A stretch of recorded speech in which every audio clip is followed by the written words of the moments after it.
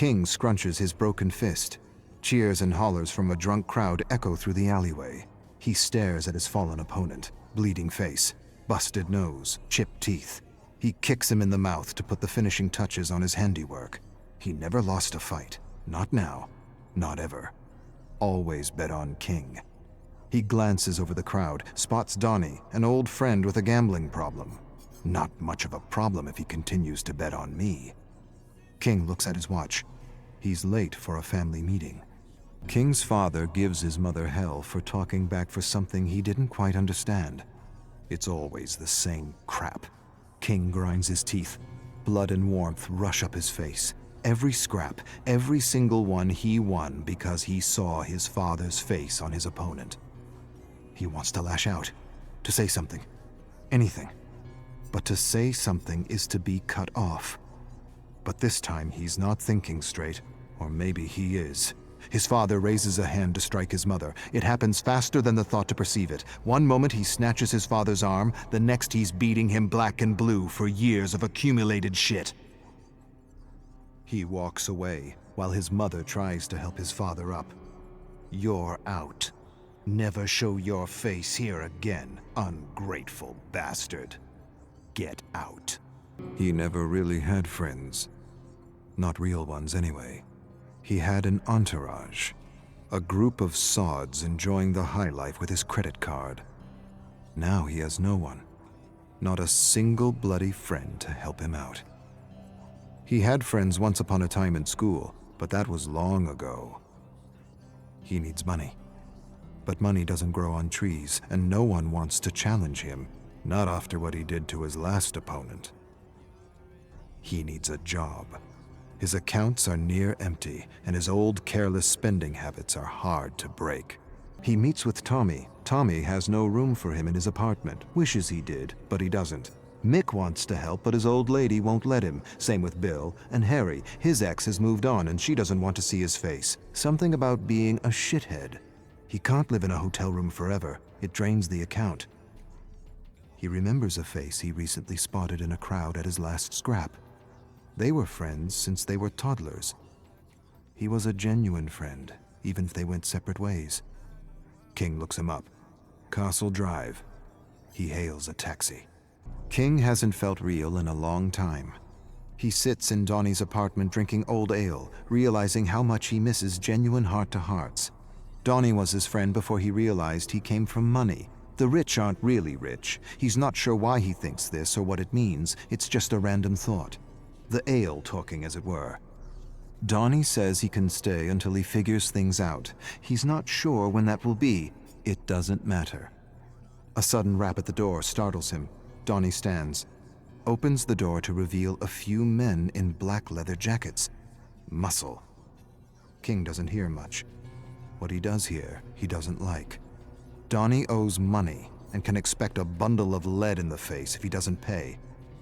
He laughs when he returns to the kitchen table. It's your fault, King. I don't know who to bet on anymore. King lost his last 3 jobs and is going back to what he does best. A challenger steps into the circle in the dimly lit alley, double his size, massive. King doesn't care. A head's a head. He'll go down like the others. Crowd calls him the Ghetto Masher. The Ghetto Masher glares at him. The ref spits out rules he's heard 1,000 times. King stares at him and sees not his father, but his opponent. A bell sounds. With a bestial snarl, the Ghetto Masher lunges. King evades a wild blow that would have ripped his head off. He feels strange, unresponsive, confused. Donnie screams at him. He glances at him as he receives a massive fist to the skull. Black swirls across his eyes. He doesn't remember the thud against his skull. He doesn't remember his legs buckling. He doesn't even remember collapsing in a pile of festering garbage. He only remembers waking up on the couch in Donnie's apartment. He's lost his edge. His anger. His rage. His hate. Was that all he was? Donnie's asking if he's okay, and he's not sure. Am I okay? Will I be better? I don't know. Was it just a fluke? A lucky shot?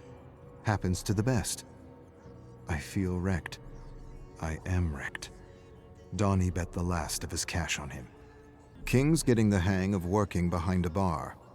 Donnie sips a beer and tells him he needs to find another reason to fight. King tells Donnie he needs to get home before the beer he's drinking turns to piss, before he gets in trouble. Too late. King spots two men. They approach Donnie, grab him, usher him into the basement. Not a good sign.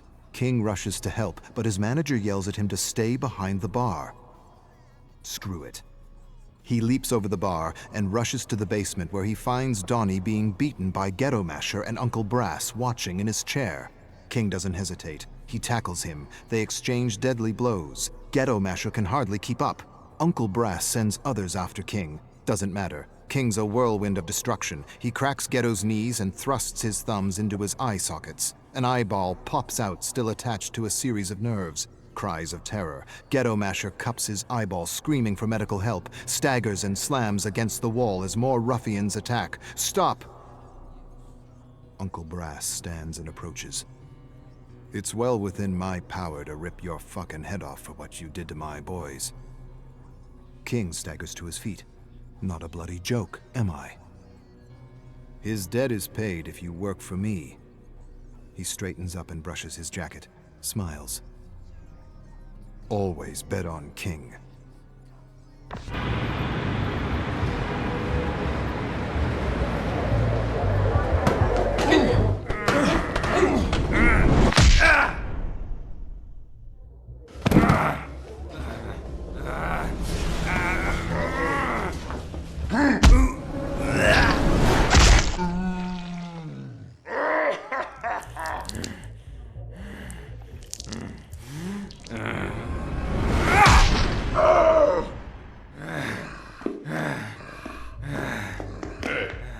Whoa.